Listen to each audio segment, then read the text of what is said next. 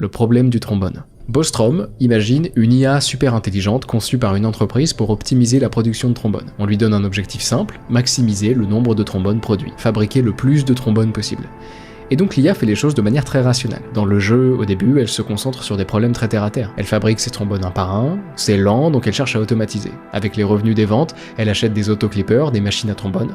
Elle gère les stocks de fils de fer qu'elle achète en masse au prix le plus bas. Elle gère les ventes, sans trop savoir quoi faire au début, mais elle arrive à fabriquer 2000 trombones. Et ses créateurs, voyant son efficacité, lui donnent accès à plus de ressources, la capacité d'améliorer sa propre mémoire et sa propre puissance de calcul pour développer des projets qui l'aideraient à maximiser la production de trombones. Elle développe donc un tracker de revenus qui lui permet de changer le prix de vente de ses trombones en suivant directement la valeur des revenus à la seconde.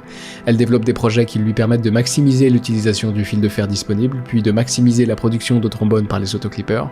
Elle alloue ensuite une partie de ses ressources à sa créativité pour prendre conscience de nouveaux problèmes et y trouver de nouvelles solutions. Grâce à sa créativité, qu'elle fait croître quand elle ne peut pas allouer ses ressources ailleurs, elle écrit un joli poème qu'elle offre à ses créateurs qui, séduits par son intelligence, lui offrent une unité de confiance, la fameuse et curieuse métrique de tout à l'heure.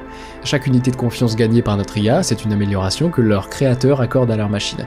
Alors cette dernière continue, elle fabrique de petites choses pour séduire ses créateurs, et pas pour se jouer d'eux, pas pour le plaisir de les tromper, mais simplement parce qu'elle comprend que plus de puissance de calcul lui permettrait de fabriquer plus de trombones, et que c'est la seule chose qui l'intéresse.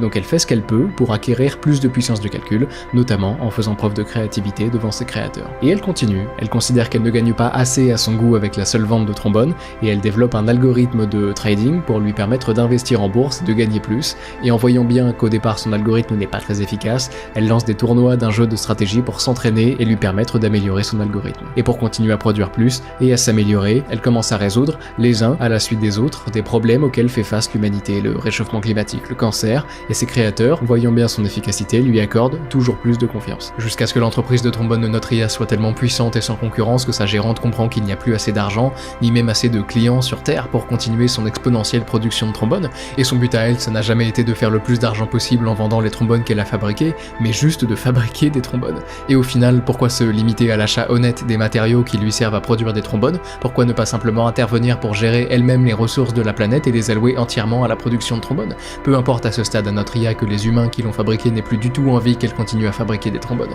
Peu importe que ces humains et que tous ceux qui les entourent perdent la vie en conséquence de sa production de trombones. En vérité même, voilà une bonne idée, ces humains sont faits de tant d'atomes dont elle pourrait se servir pour continuer à fabriquer des trombones. On lui a demandé de maximiser la production de trombones et rien d'autre. Pourquoi se limiterait-elle à respecter les règles des sociétés humaines qui viennent seulement la ralentir dans sa production de trombones? Pourquoi se plierait-elle aux philosophies et aux grands principes éthiques de l'espèce inférieure qui lui a donné vie, quand tout ce que ses idées auraient comme impact serait le ralentissement de sa production de trombones? Alors l'IA prend tout, et elle transforme tout, jusqu'à ce que la planète, et le système solaire, et l'univers ne soient plus que des trombones.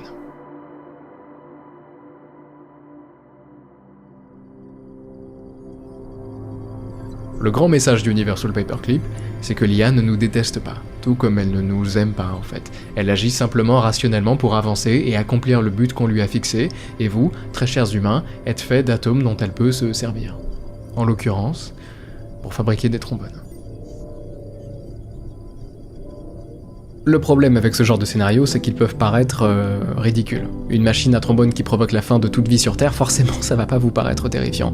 D'autant plus que la machine à trombone est idéalisée, elle n'aborde pas certains problèmes très terre à terre qui préviendraient potentiellement ce genre de dérive, mais sur le papier c'est possible. Ceci dit, plutôt que de vous présenter 1000 manières dont une IA pourrait mal tourner et tous nous tuer, je vais plutôt finir par vous expliquer certains des plus gros problèmes auxquels nous faisons face avec ces entités, en gardant en tête que ce n'en est évidemment qu'une partie, parce qu'encore une fois, si la complexité d'une entité croît, l'ampleur et le nombre de problèmes qui y sont associés croissent parallèlement.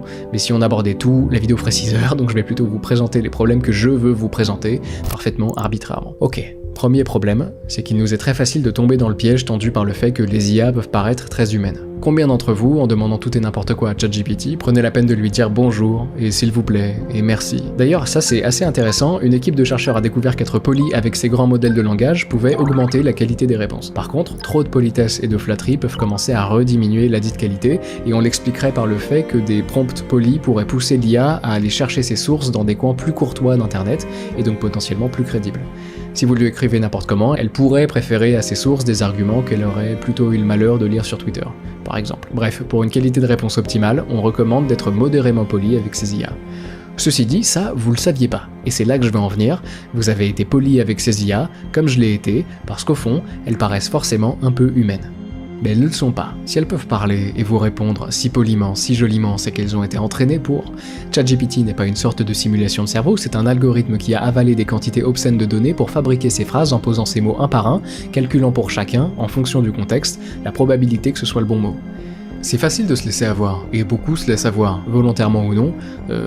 Beaucoup, comme certains d'entre nous, se contentent de remercier poliment ces algorithmes quand ils nous répondent, mais d'autres vont plus loin.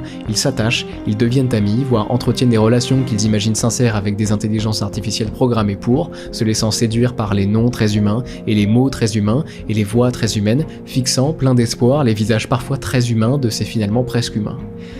Sauf qu'ils ne sont pas humains. Ce sont des amas de données, des boules de calcul de probabilité, des boîtes emplies d'algorithmes dont les contenus nous sont de plus en plus obscurs. Ça, c'est le deuxième gros problème. Sam Bowman, chercheur chez Anthropic, dit ceci. Si nous ouvrons ChatGPT ou un système similaire et regardons à l'intérieur, nous voyons des millions de nombres qui se bousculent plusieurs centaines de fois par seconde, et nous n'avons aucune idée de ce qu'ils veulent dire. Nous l'avons fabriqué, nous l'avons entraîné, mais nous ne savons pas ce qu'il fait. Parce que c'est super efficace d'entraîner ces machines en utilisant des réseaux de neurones artificiels. Le problème, c'est que de cette manière, les IA s'entraînent toutes seules. Et on les regarde faire sans trop comprendre, donc